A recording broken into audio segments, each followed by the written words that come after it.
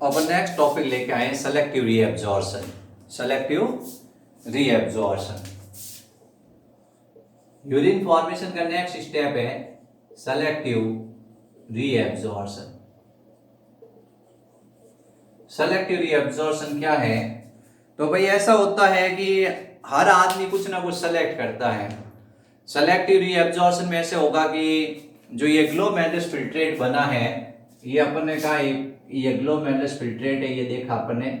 ये जो glomerulus filtrate बना है, जो ग्लोमेरुलस फिल्ट्रेट बनता है, उस ग्लोमेरुलस फिल्ट्रेट के अंदर बहुत सारे मटेरियल होते हैं। जैसे इसमें ग्लूकोज होता है, इसमें जैसे एमिनो एसिड होता है, जैसे इसमें विटामिन्स होते हैं, जैसे इसमें आपको बताना मिनरल्स होते हैं, वाटर होता है, ये सब इसमें प्रेजेंट होते हैं ग्लोमेरुलस फिल्ट्रेट में।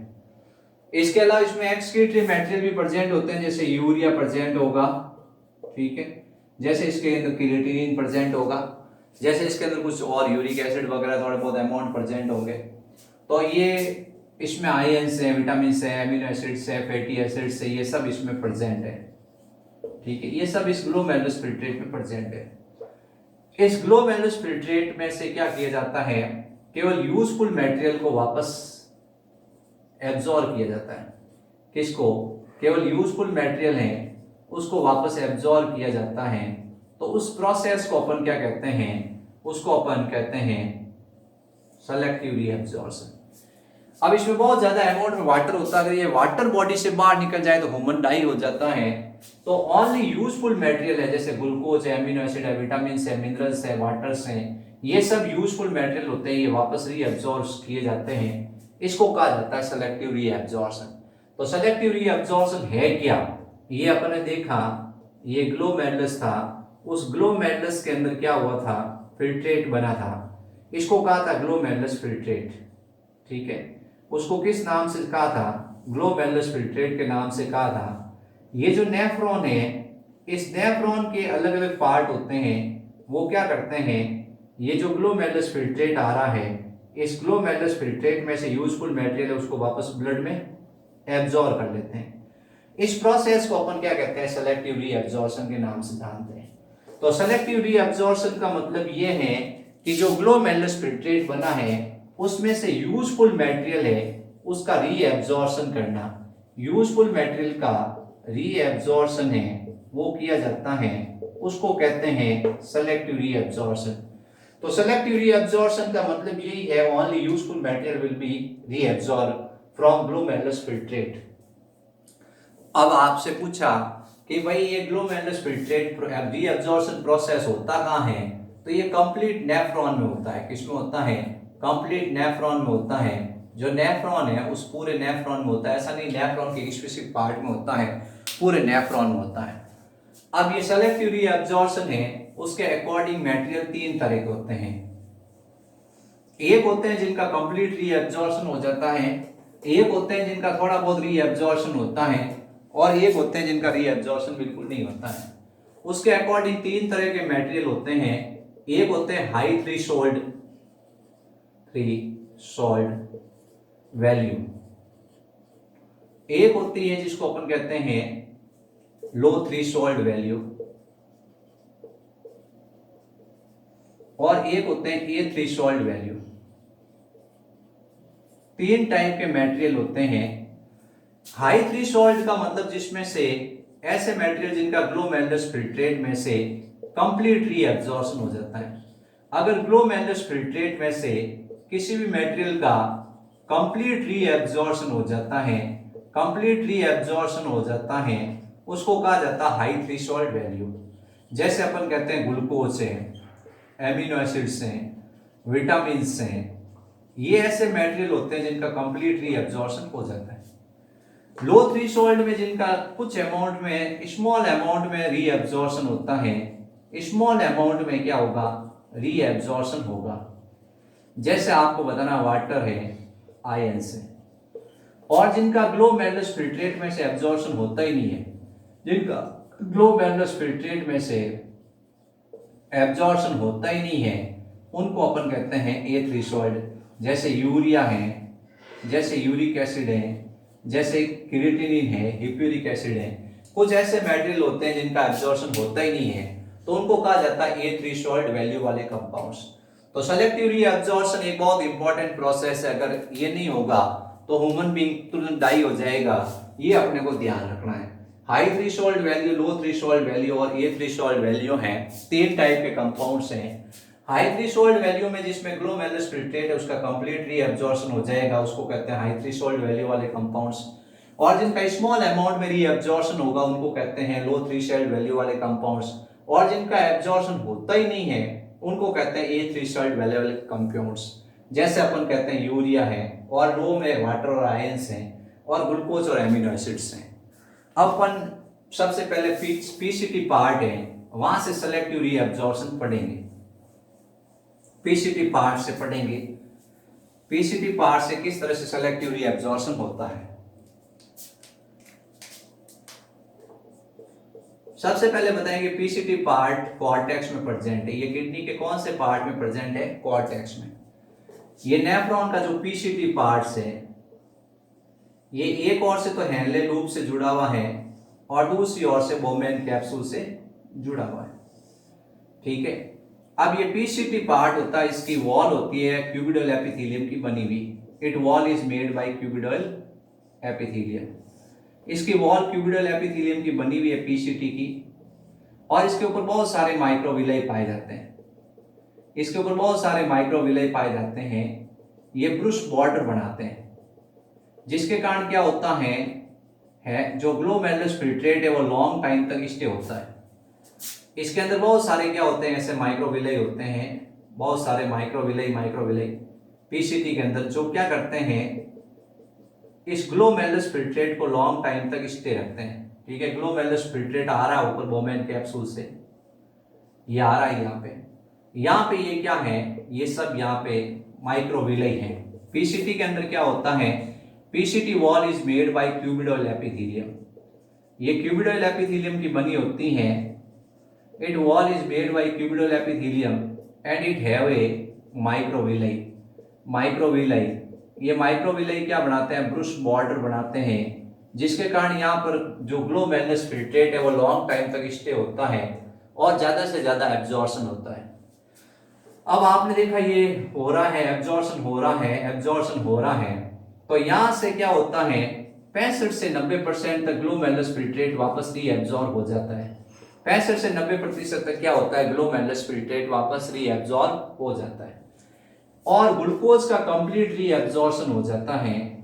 ये सवाल मोस्ट इंपॉर्टेंट है, glucose is completely reabsorb from PCT part of the nephron. ये क्वेश्चन पुट अप होता है कि कौन सा मटेरियल है जिसका कंप्लीट रीअब्सॉर्प्शन पीसीटी से हो जाता है, ग्लूकोज का। ये सब कहाँ चले जाते हैं, ये सब यहाँ इस तरह से पेरिट्यूबुलर कैपिलरीज है, ये नेफ्रॉन है, इसमें पेरिट्यूबुलर कैपिलरी होती है जिसमें ब्लड फ्लो होता है, उसके अंदर ये सब वापस चले जाते हैं। ये इस तरह से पीसीटी से निकलकर सारे मटेरियल किस में चले जाते हैं, पेरिट्यूबुलर कैपिलरी में चले जाते हैं, पेरिट्यूबुलर कैपिलरीज में चले जाते हैं, पेरिट्यूबुलर कैपिलरी उसमें चले जाते हैं। ये क्या है, एफरेंट आर्ट्रियोल है, ये क्या है, ग्लोमेरुलस है, ये एफरेंट आर्ट्रियोल है, और ये बोमेन कैप्सूल है। इस बोमेन कैप्सूल के बाद ये पीसीटी है, तो पीसीटी के चारों तरफ ये क्या है, ये पेरिट्यूबुलर कैपिलरी होती है, इस तरह से ये पेरिट्यूबुलर कैपिलरी होती है, ये पेरिट्यूबुलर कैपिलरी। इस पेरिट्यूबुलर कैपिलरी में ये सब मटेरियल चला जाता है, ब्लड में वापस चला जाता है। यहाँ ब्लड छना ऊपर और वापस यहाँ से पेरिट्यूबुलर कैपिलरी के अंदर ये सारा का सारा मटेरियल चला जाता है। मैक्सिमम अमाउंट में यहाँ से वाटर का रीअब्जॉर्प्शन हो जाता है, आयंस का हो जाता है, और एमिनो एसिड्स का हो जाता है, तो ज्यादातर मटेरियल है उसका रीअब्जॉर्प्शन हो जाता है। यानी यहाँ से 65 से 90% तक जो ग्लोमेरुलस फिल्ट्रेट बना उसका रीअब्जॉर्प्शन हो जाता है। पीसीटी पार्ट कॉर्टेक्स पार्ट में प्रेजेंट है, और ये नेफ्रॉन का जो पार्ट है, ये किडनी का जो पार्ट है कॉर्टेक्स, उसके अंदर ये पीसीटी प्रेजेंट है। ये क्यूबिडल एपिथेलियम की बनी हुई है, इसमें माइक्रोविलाई पाए जाते हैं जो ब्रुश बॉर्डर बनाते हैं, जिसके कारण लॉन्ग टाइम तक यहाँ रुका रहता है ग्लोमेरुलस फिल्ट्रेट, और 65 से 90% तक रीअब्जॉर्प्शन हो जाता है। ग्लूकोज का यहाँ से कंप्लीट रीअब्जॉर्प्शन हो जाता है, वाटर आयंस और एमिनो एसिड्स का यहाँ से रीअब्जॉर्प्शन होता है। ये जो पेरिट्यूबुलर कैपिलरी इसके चारों तरफ है, इसमें खून बह रहा है, ये खून है, ये ग्लोमेरुलस फिल्ट्रेट होता है, उसमें से यूजफुल मटेरियल सब निकल कर इसमें आ जाते हैं पेरिट्यूबुलर कैपिलरीज में वापस। इस तरह से ये पीसीटी के अंदर सेलेक्टिव रीअब्जॉर्प्शन हुआ है।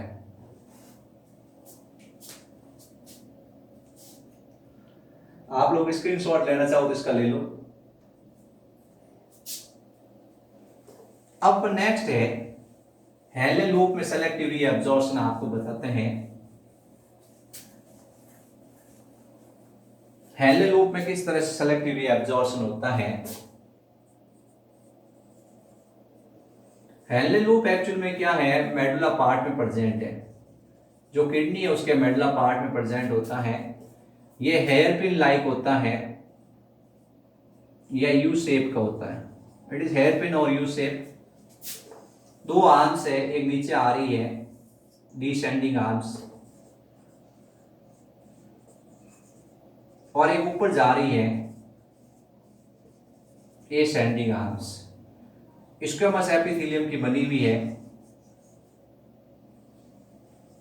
इस तरह से, माइक्रोविलाई है नहीं। डिसेंडिंग आर्म पीसीटी से जुड़ी हुई है और एसेंडिंग आर्म्स है वो डीसीटी से जुड़ी हुई है। इसके चारों तरफ भी ये ब्लड कैपिलरी है, वसा रेक्टा या पेरिट्यूबुलर कैपिलरीज। अब ये जो डिसेंडिंग आर्म्स होती हैं ये वाटर के लिए परमिएबल है और आयंस के लिए क्या है, इनपरमिएबल है। आयंस है उसके लिए इनपरमिएबल है, आयंस के लिए इनपरमिएबल है। वाटर सब चला जाता है पेरिट्यूबुलर कैपिलरीज के अंदर।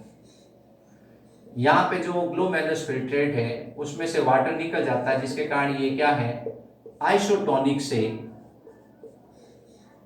हाइपरटोनिक हो जाता है। पानी पानी निकल गया, आयन आयन बच गए, तो ये हाइपरटोनिक हो गया क्योंकि वाटर ही एब्जॉर्प्शन हुआ। अब अपन पानी है उसके अंदर शक्कर मिली हुई है, उसको गर्म करेंगे, पानी पानी क्या होगा, निकल जाएगा तो शक्कर गाढ़ी हो जाएगी।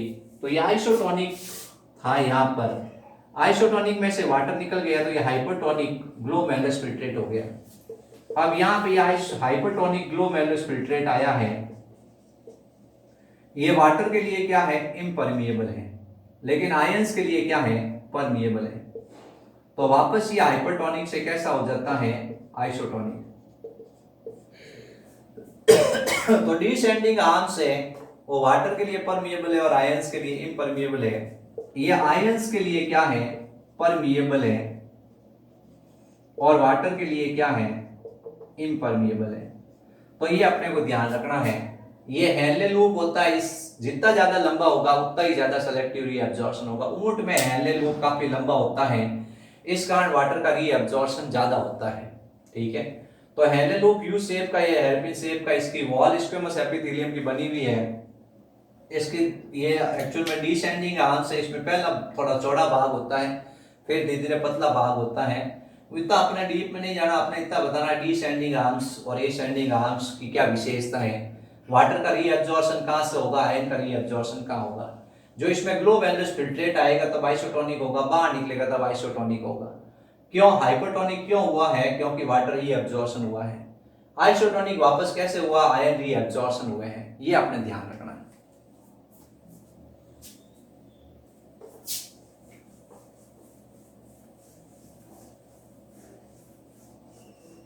अब है अपने सेलेक्टिव रीअब्जॉर्प्शन फ्रॉम डीसीटी। जो डीसीटी है, डिस्टल कॉन्वॉल्यूटेड ट्यूबल्स, डिस्टल कॉन्वॉल्यूटेड ट्यूबल्स, उससे अपन समझेंगे कि सेलेक्टिव रीअब्जॉर्प्शन कैसे होता है। डीसीटी से सेलेक्टिव रीअब्जॉर्प्शन कैसे होगा, तो ये डीसीटी अपन सबसे पहले तो जानते ही हैं, ये क्या है, पीसीटी है। क्या है, पीसीटी। ये हेनले लूप है। DCT present in cortex part of kidney. इसकी वॉल भी क्यूबिडल एपिथेलियम की बनी हुई है। इसकी वॉल भी किसकी बनी हुई है, क्यूबिडल एपिथेलियम की बनी हुई है। ये क्यूबिडल एपिथेलियम की बनी हुई है, लेकिन इसमें क्या ब्रुश बॉर्डर नहीं है। इसमें क्या नहीं है, ब्रुश बॉर्डर नहीं है, माइक्रोविलाई नहीं है। यहां से क्या होता है, वाटर का एब्जॉर्प्शन होगा और आयंस का एब्जॉर्प्शन होगा। सोडियम और क्लोराइड है उसका रीएब्जॉर्प्शन हो जाता है, सोडियम और क्लोराइड का रीएब्जॉर्प्शन हो जाएगा, वाटर का रीएब्जॉर्प्शन हो जाएगा। यहां से वाटर का रीएब्जॉर्प्शन एक हार्मोन कंट्रोल करता है, एडीएच। ये एंटी डायबिटिक हार्मोन होता है, ये वाटर के रीएब्जॉर्प्शन को कंट्रोल करता है। ये प्यूटरी ग्लैंड से निकलता है, वैसोप्रेसिन हार्मोन भी कहते हैं इसको, वैसोप्रेसिन।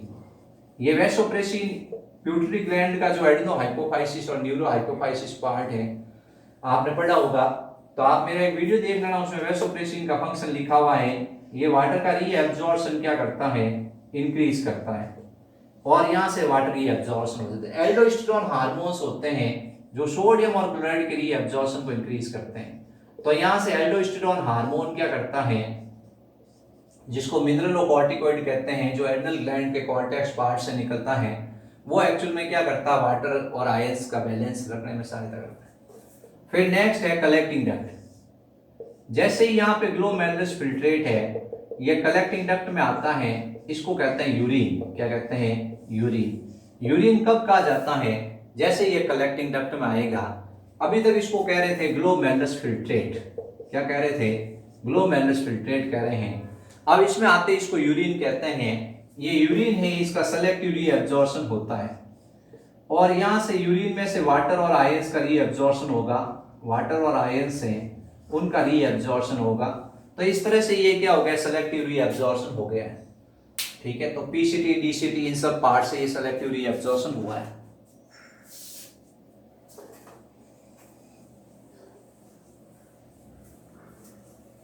अब अपन एक डायग्राम बनाएंगे और डायग्राम से आपको बताएंगे किस तरह से किडनी में क्या होता है, आपको समझ में आ जाएगा। ये किडनी है, इसमें सबसे पहले तो क्या होता है, ये रीनल आर्टरी है, खून लेके आती है। रीनल आर्टरी से खून आया, रीनल आर्टरी है उससे खून आया, इस खून के अंदर यूरिया ज्यादा है, इस खून के अंदर यूरिया ज्यादा है, यानी इम्प्योर ब्लड है। अब रीनल आर्टरी आगे डिवाइड होती है और एफरेंट आर्ट्रियोल बनाती है। क्या बनाती है, एफरेंट आर्ट्रियोल। ये क्या बनाती, एफरेंट आर्ट्रियोल बनाती। एफरेंट आर्ट्रियोल आगे इफरेंट आर्ट्रियोल में बढ़ जाती है। ये एफरेंट आर्ट्रियोल है, उसका फॉर्मेशन है। ये इफरेंट आर्ट्रियोल है, ठीक है। एफरेंट और इफरेंट के बीच में ये क्या है, ग्लोमेरुलस फिल्ट्रेट, ग्लोमेरुलस है। ये क्या है, ग्लोमेरुलस है, ठीक है। और यहां पे ये क्या है, यहां पे ये बोमेन कैप्सूल है। क्या है, ये बोमेन कैप्सूल है। ये नेक है, ये पीसीटी है, ये पीसीटी है। ये इस तरह से हैंडले का लूप है, ये डीसीटी है, ये कलेक्टिंग डक्ट है। अब यहां पर ये क्या है, ये बोमेन कैप्सूल है, और यहां पे ये पीसीटी है, ये हैंडले का लूप है, ये डीसीटी है, इस तरह से, और ये कलेक्टिंग डक्ट है, ठीक है। ये अपना ध्यान रखना किस तरह से क्या होता है।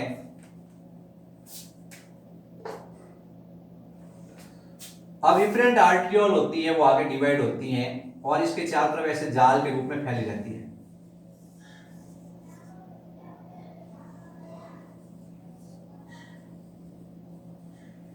पूरे नेफ्रॉन के अराउंड ये इस तरह से होती है, और फिर ये क्या बनाती है, रीनल वेन। क्या बनाती है, रीनल वेन। इस तरह से ये क्या होगा, एफरेंट आर्ट्रियोल आगे ग्लोमेरुलस, ग्लोमेरुलस से आगे इफरेंट आर्ट्रियोल, ये इस तरह से यूं होती है,